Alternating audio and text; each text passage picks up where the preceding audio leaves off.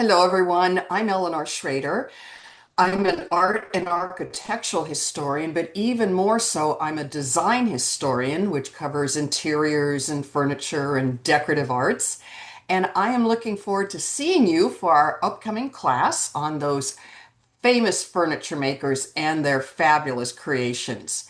We'll be covering the late 19th century as a backdrop to modern times, and then we'll cover the 20th century and a little bit of the early 21st century. Viewing art and architecture can help us to understand the historical and socio-political backdrop of an era, but furniture is very personal, and understanding the styles, the manufacturing, the materials, and the clients help us to get a deeper understanding of who we are as humans. So I'm going to give you a little sneak peek into the course and show you some of the pieces that we'll be viewing while delving into the eras in which these pieces were created. So, as a bit of the backdrop, we'll talk about new methods of construction, especially as electricity was harnessed for new kinds of saws and lathes to make furniture with. And also look at the beautiful woods and veneers in each one of our eras.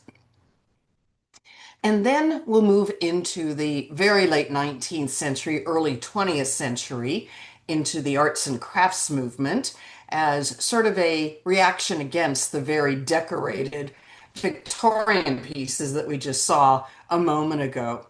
So there is a celebration of craftsmanship and joinery and showing what the furniture makers had created by not hiding any of the joints or seams. We'll find influences from other countries into the furniture that we see, European, American, Asian, even African when we get to the Art Deco period.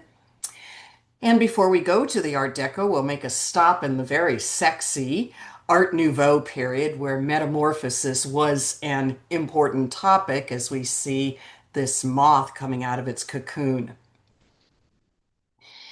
Coming from France, the Art Deco era created many beautiful pieces with new kinds of lacquering and lots of beautiful woods.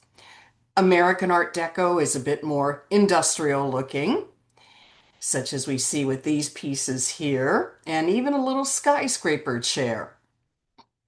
And then we'll look at the work of the people coming from the Bauhaus, the house for building. And these pieces are almost 100 years old, and we still see them today. This is how important good design is to later periods.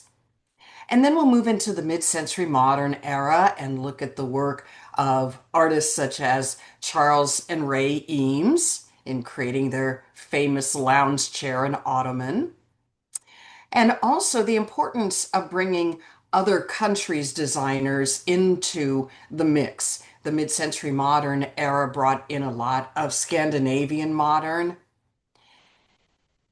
and also the influence of Asian design in mid-century modern design, such as the work of George Nakashima. And then we'll move into a bit more modern times. We'll go into the crazy 80s and a group of furniture designers called the Memphis Group. And then we'll continue on and look at some more modern pieces as well, but I want to save a lot of surprises for you. So I look forward to seeing you then, and we'll talk about lots of great pieces of furniture.